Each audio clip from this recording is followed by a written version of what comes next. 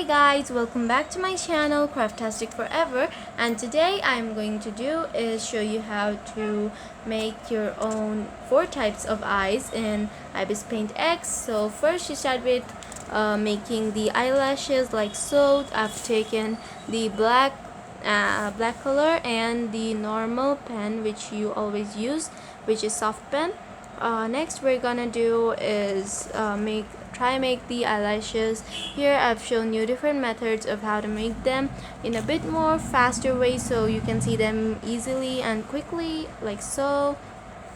And then you're gonna do is make the eyeball shape in the middle, and just like that the eyebrows as well.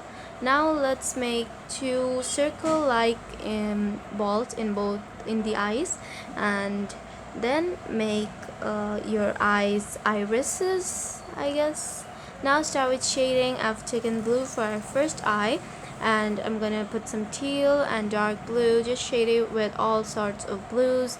If you like blue shaded eyes, then you can try this one, just like so. Take your airbrush tip and start brushing it up with taking different layers like so, and there you have it. You'll have some nicely done eyes.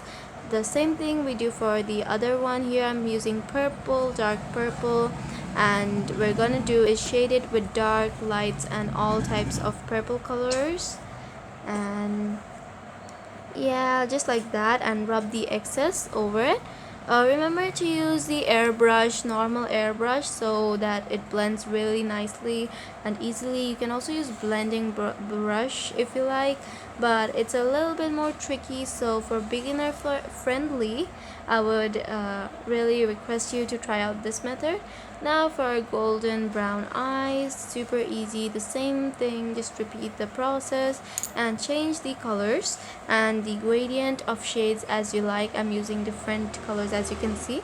Now I've done is take the add and taken the glow effect by adding the lighten and add effect on the layer.